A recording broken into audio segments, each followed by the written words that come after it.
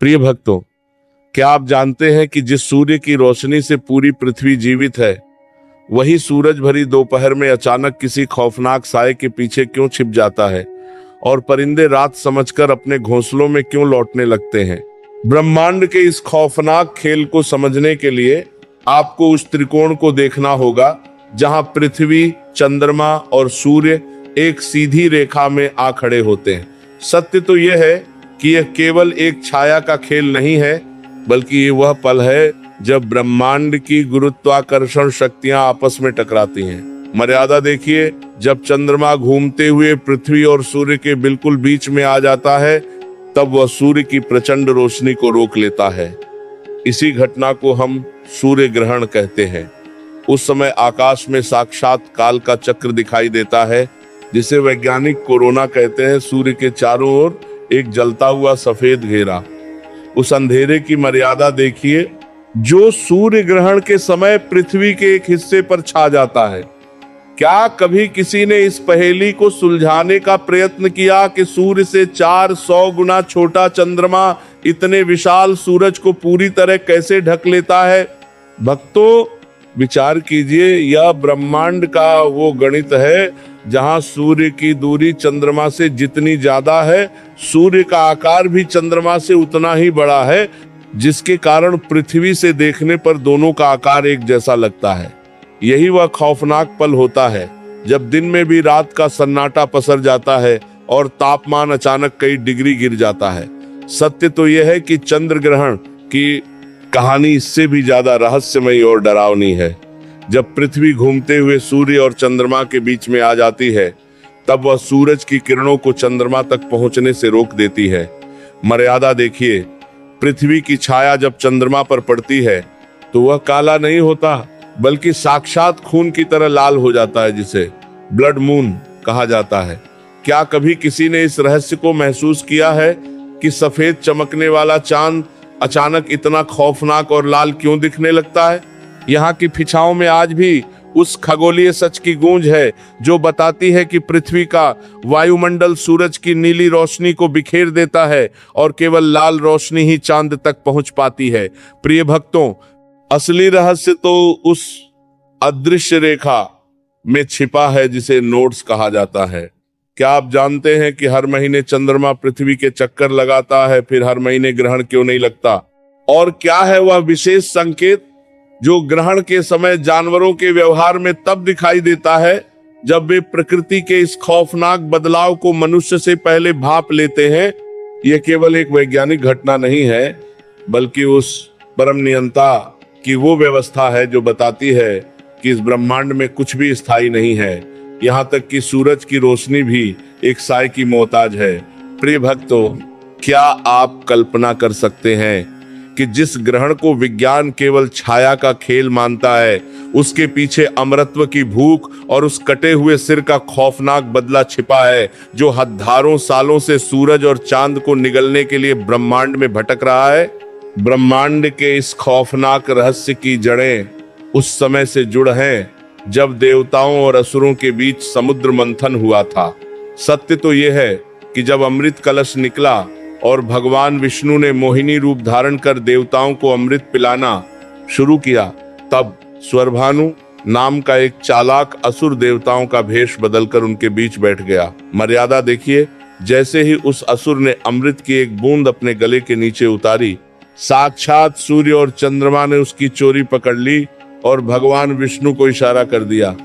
यही वह खौफनाक क्षण था जब विष्णु ने अपने सुदर्शन चक्र से उस असुर का सिर धड़ से अलग कर दिया। उस कट्टे हुए अस्तित्व की मर्यादा देखिए, जो अमृत पीने के कारण मर तो नहीं सका, पर दो हिस्सों में बंट गया। सिर बना राहु और धड़ बना केतु।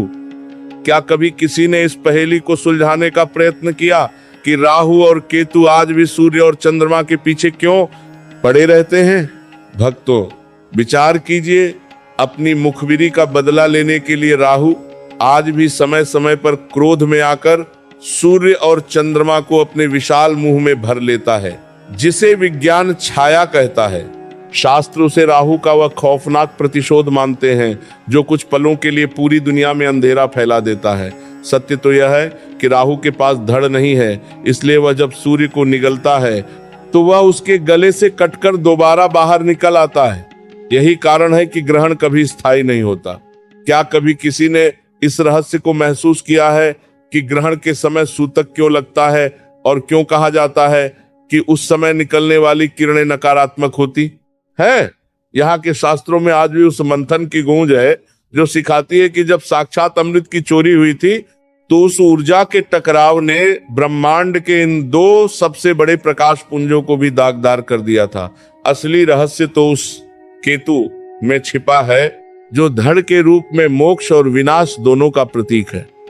क्या आप जानते हैं कि जब राहु और केतु की परछाई सूर्य पर पड़ती है तब उन पलों में पृथ्वी के वातावरण में कौन सी खौफनाक सूक्ष्म हलचल होती है जिसे हमारी नंगी आंखें नहीं देख सकती?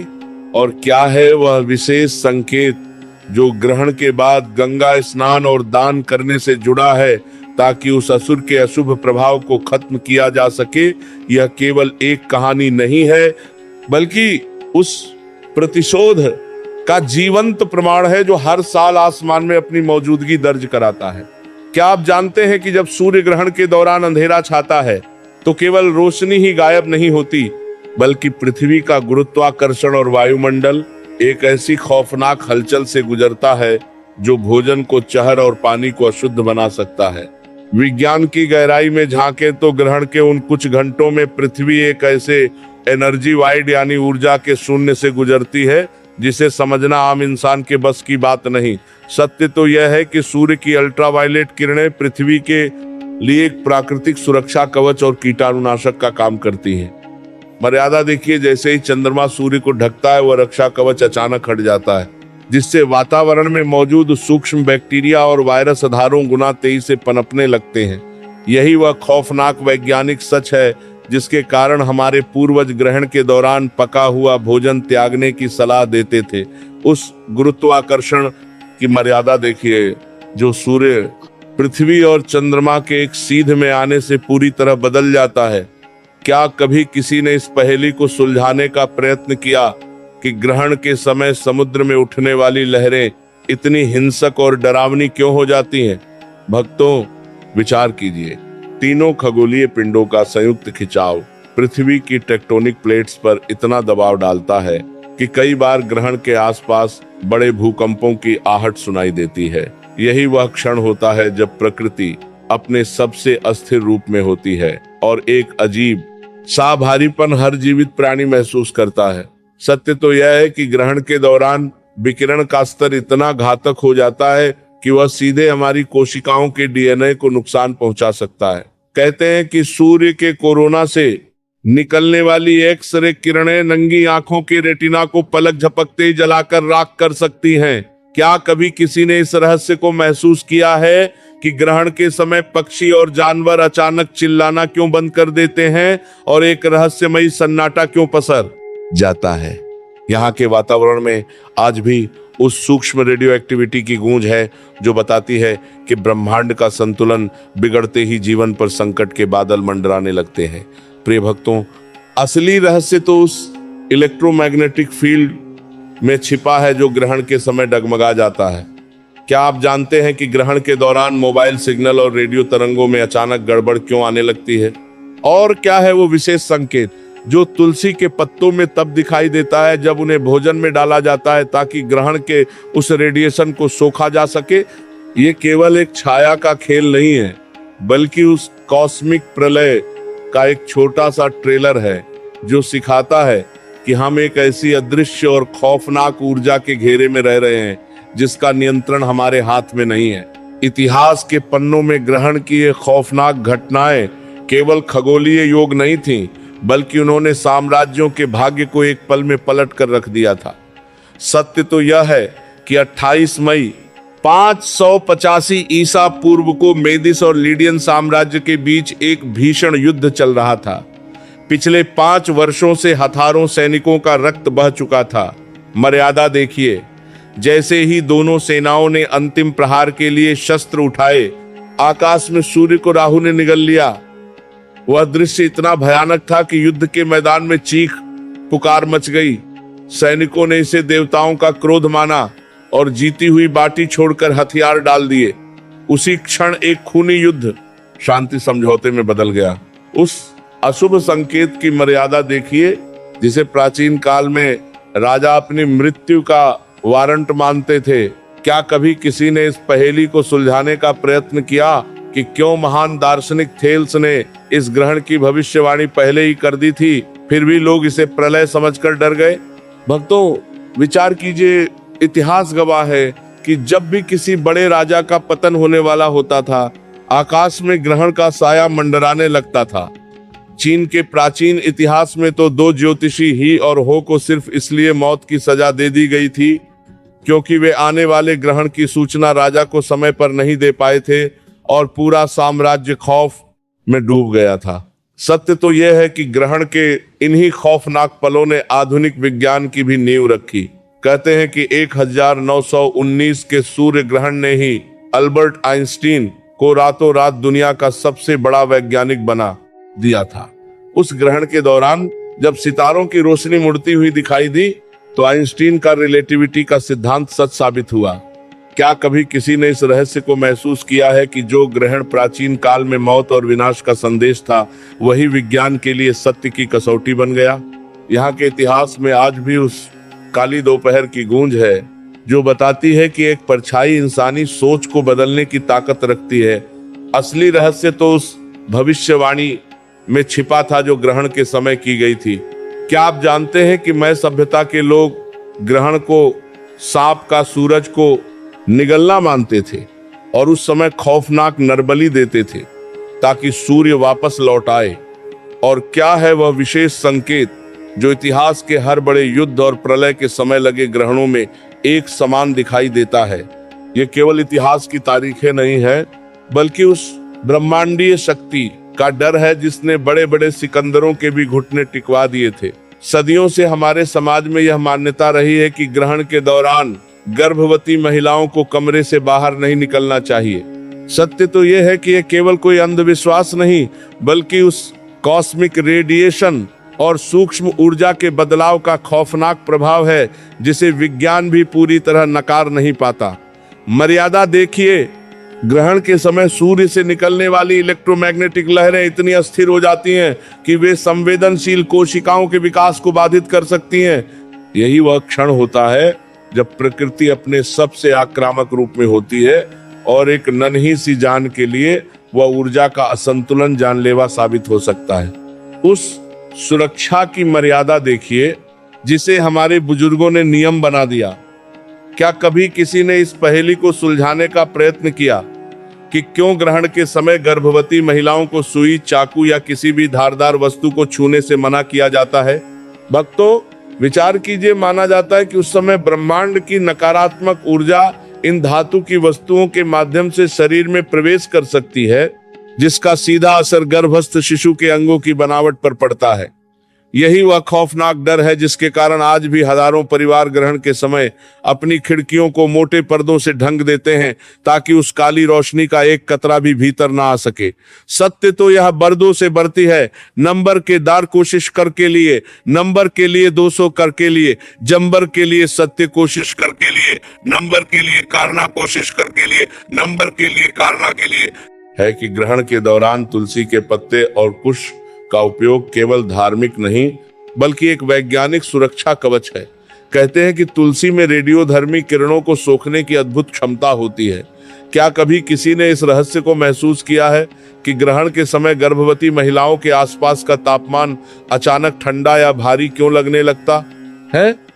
यहाँ के आयुर्वेद में आज भी उस गर्भाधान सुरक्षा की गूंज है जो सिखाती है कि जब साक्षात सूर्य और चंद्रमा पर संकट हो तो पृथ्वी पर जीवन का अंकुर सबसे ज्यादा असुरक्षित होता है। असली रहस्य तो उन जन्मजात निशानों में छिपा है जिन्हें विज्ञान बर्थमार्क कहता है, पर लोक मान्यताओं में उन्हें ग्रहण के समय की गई किसी गलती का परिणाम माना जाता है। क्या आप जानते हैं कि ग्रहण के दौरान मंत्रों का जाप करना केवल मन की शांति के लिए नहीं बल्कि उन सकारात्मक ध्वनियों को पैदा करने के लिए है जो गर्भ के चारों ओर एक सुरक्षा घेरा बना सकें? और क्या है वह विशेष संकेत जो ग्रहण समाप्त होने के बाद महिला के स्नान करने और शुद्ध होने से जुड़ा है? यह केवल डराने वाली बात नहीं है बल्कि उस सावधानी का प्रमाण है जो बताती है कि ब्रह्मांड की एक छोटी सी हलचल भी हमारे भविष्य की रूपरेखा बदल सकती है। ग्रहण का वह समय जिसे आम इंसान अशुभ मानकर भगवान की शरण में जाता है, तंत्र की दुनिया में उसे सिद्धिकाल का सबसे प्रचंड मुहूर्त माना जाता है। सत्य तो यह है कि ग्रहण के दौरान ब्रह्मांड का सुरक्षा कवच कमजोर पड़ जाता है और अलौकिक शक्तियों के द्वार खुल जाते हैं। मर्यादा देखिए, तांत्रिक और अघोरी इस काली रात का इंतजार करते हैं, क्योंकि माना जाता है कि ग्रहण के समय किया गया एक मंत्र का जाप सामान्य समय के लाख जापों के बराबर शक्तिशाली होता है। यही वह खौफनाक समय है जब राहु की काली छाया पृथ्वी को छूती है और तामसी शक्तियां अपने चरम पर होती हैं। उस श्मशान साधना की मर्यादा देखिए, जहां कंकालों और भस्म के बीच बैठकर राहु को प्रसन्न किया जाता है। क्या कभी किसी ने इस पहेली को सुलझाने का प्रयत्न किया कि ग्रहण के दौरान ही क्यों नीच शक्तियों को जगाना आसान होता है? भक्तों, विचार कीजिए, चूंकि राहु स्वयं एक असुर है जिसने अमृत चखा था, इसलिए ग्रहण के उन पलों में उसका प्रभाव साक्षात पृथ्वी के वायुमंडल पर हावी हो जाता है। तांत्रिकों का मानना है कि इस समय राहु की ऊर्जा का उपयोग करके वे किसी की भी किस्मत पलट सकते हैं या साक्षात मौत को भी चकमा दे सकते हैं। सत्य तो यह है कि ग्रहण के दौरान छाया साधना करना साक्षात काल से आंख मिलाने जैसा है। कहते हैं कि कई तांत्रिक अपनी ही परछाई को सिद्ध करने के लिए ग्रहण के अंधेरे का उपयोग करते हैं। क्या कभी किसी ने इस रहस्य को महसूस किया है कि ग्रहण के समय शमशान घाटों पर अचानक अजीब सी गंध और बर्फीली हवाएं क्यों चलने लगती हैं? यहाँ के गुप्त पंथों में आज भी उस अंधकार की शक्ति की गूंज है जो बताती है कि जो अंधेरा दुनिया को डराता है, वही अंधेरा कुछ लोगों के लिए अपार शक्तियों का खजाना बन जाता है। असली रहस्य तो उन बलि प्रथाओं और गुप्त अनुष्ठानों में छिपा है जो ग्रहण की उस काली दोपहर या रात में अंजाम दिए जाते हैं। क्या आप जानते हैं कि राहु और केतु को शांत करने के लिए या उनकी मारक शक्ति का प्रयोग करने के लिए कौन से खौफनाक मंत्रों का सहारा लिया जाता है? और क्या है वह विशेष संकेत जो ग्रहण के ठीक बाद तांत्रिकों के व्यवहार में तब दिखाई देता है जब वे अपनी साधना पूरी कर चुके होते हैं? यह केवल अंधविश्वास नहीं है, बल्कि उस ऊर्जा के दोहन का काला सच है जो सदियों से हिमालय की कंदराओं और शमशान की खाक में दफन है। ज्योतिष की उस खौफनाक गहराई में झांके तो सूर्य और चंद्र ग्रहण केवल खगोलीय घटनाएं नहीं, बल्कि ब्रह्मांडीय रिसेट बटन है। सत्य तो यह है कि जब राहु या केतु सूर्य और चंद्रमा को अपनी गिरफ्त में लेते हैं तो पृथ्वी पर मौजूद हर जीवित प्राणी का आभामंडल अचानक अस्थिर हो जाता है। मर्यादा देखिए, जिस राशि में ग्रहण लगता है उस राशि वाले जातकों के लिए अगले 6 महीने साक्षात अग्नि परीक्षा के समान होते हैं। यही वह खौफनाक समय है जब ग्रहों की चाल आपकी बुद्धि को भ्रष्ट कर सकती है और आपसे ऐसे फैसले करवा सकती है जिनका पछतावा उम्र भर रहता है। उस मानसिक प्रलय की मर्यादा देखिए जो विशेषकर चंद्र ग्रहण के समय इंसानी मन पर हावी होती है। क्या कभी किसी ने इस पहेली को सुलझाने का प्रयत्न किया कि ग्रहण के आसपास ही लोग अचानक इतने भावुक, चिड़चिड़े या हिंसक क्यों हो जाते हैं? भक्तों, विचार कीजिए, चूंकि मनुष्य के शरीर में 70% से अधिक जल है और चंद्रमा जल का स्वामी है, इसलिए जब चंद्रमा पर ग्रहण लगता है तो हमारे भीतर की भावनाओं का ज्वार भाटा भी अनियंत्रित हो जाता है। यही वह क्षण होता है जब पुराने दबे हुए मानसिक रोग और खौफनाक विचार दोबारा जाग उठते हैं। सत्य तो यह है कि सूर्य ग्रहण का असर सत्ता और अहंकार पर सीधा प्रहार करता है। कहते हैं कि यदि सूर्य ग्रहण किसी राजा या बड़े नेता की जन्म कुंडली के घातक भाव में लग जाए तो उसका तख्ता पलट होना निश्चित है। क्या कभी किसी ने इस रहस्य को महसूस किया है कि ग्रहण के समय जन्म लेने वाले बच्चों की कुंडली में ग्रहण दोष क्यों माना जाता है और क्यों उनका पूरा जीवन एक अंतहीन संघर्ष की कहानी बन जाता है? यहाँ के ज्योतिष ग्रंथों में आज भी उस कर्मों के हिसाब की गूंज है जो बताती है कि ग्रहण वह समय है जब राहु आपके संचित पापों का घड़ा फोड़ देता है। असली रहस्य तो उन उपायों में छिपा है जो ग्रहण के दुष्प्रभाव को पलटने की ताकत रखते हैं। क्या आप जानते हैं कि ग्रहण के समय अपनी राशि के अनुसार मंत्रों का जाप करने से आप उस खौफनाक ऊर्जा को अपनी सफलता में कैसे बदल सकते हैं, और क्या है वह विशेष संकेत जो आपकी हथेली की रेखाओं में तब दिखाई देता है जब कोई बड़ा ग्रहण आपकी किस्मत पर अपनी काली छाया डालने वाला होता है। यह केवल ग्रहों का घूमना नहीं है, बल्कि उस विधाता की वो चेतावनी है जो बताती है कि वक्त बदलते देर नहीं लगती।